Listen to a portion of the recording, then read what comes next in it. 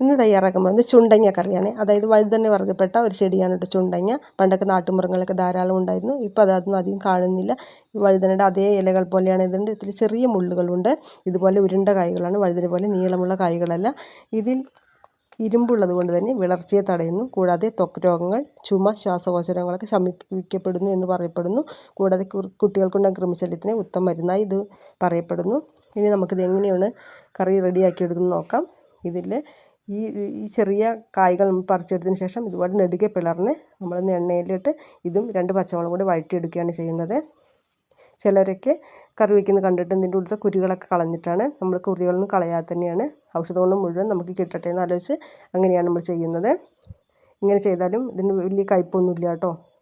അപ്പോൾ നമ്മളിതിങ്ങനെ എടുത്ത് മാറ്റി വെച്ചതിന് ശേഷം ഇതിലേക്ക് കുറച്ച് കൂടുതൽ ചെറിയ ഉള്ളിയും 2 ചുള വെളുത്തുള്ളിയും കുറച്ച് തക്കാളിയും കൂടി വഴറ്റിയും അതും മാറ്റി വയ്ക്കണം.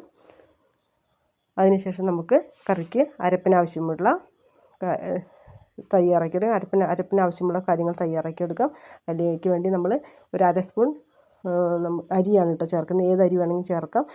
നമ്മൾ പരിപ്പൊന്നും ചേർക്കാത്തതുകൊണ്ട് തന്നെ കൊഴുപ്പിന് വേണ്ടിയിട്ടാണ് അരി ചേർക്കുന്നത്. അത് ഇഷ്ടമുള്ളവർക്ക് ചേർക്കാം. അതും ഒരു 1/4 ടീസ്പൂൺ ജീരകം, 1/4 ടീസ്പൂൺ ഉലുവ, കുറച്ച് കറിവേപ്പില കുറച്ച് അധികമായാലും കുഴപ്പമൊന്നുമില്ല. 2-3 തണ്ടായാലും കുഴപ്പമൊന്നുമില്ല. നമ്മൾ 2 തണ്ട് കറിവേപ്പിലയാണ് എടുത്തിരിക്കുന്നത്.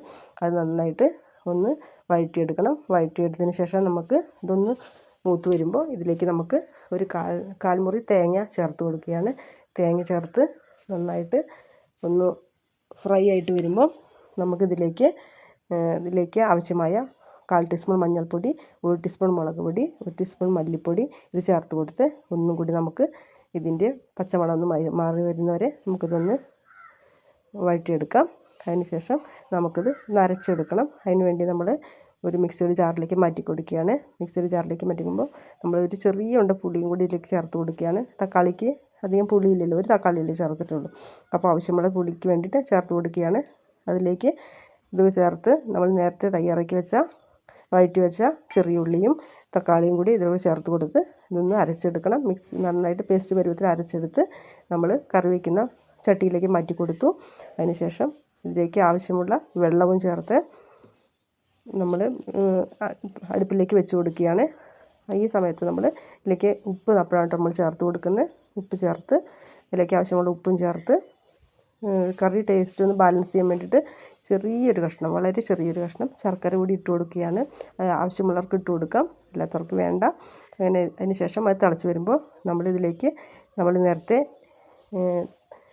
വഴറ്റി വെച്ച ചുണ്ടങ്ങ കൂടി ചേർത്ത് കൊടുത്ത് തിളച്ച് വരുമ്പോൾ മാറ്റിയെടുക്കണം. അതിനുശേഷം നമുക്ക് കറി താളിച്ചെടുക്കാം. 1/4 ടീസ്പൂൺ വെളിച്ചെണ്ണ ഒഴിച്ച് 1/4 ടീസ്പൂൺ കടുകും 2 വറ്റൽമുളകും കുറച്ച് കറിവേപ്പിലയും കൂടി ഇട്ട് നമ്മളിതൊന്ന് താളിച്ചെടുത്ത് മാറ്റി വെച്ചാൽ രുചികരമായ ചുണ്ടങ്ങ കറി തയ്യാറായി. ഇതെല്ലാവരും വീട്ടിൽ ഉണ്ടാക്കി നോക്കണം. വളരെ ടേസ്റ്റാണ്, വളരെ ആരോഗ്യപ്രദമാണ്.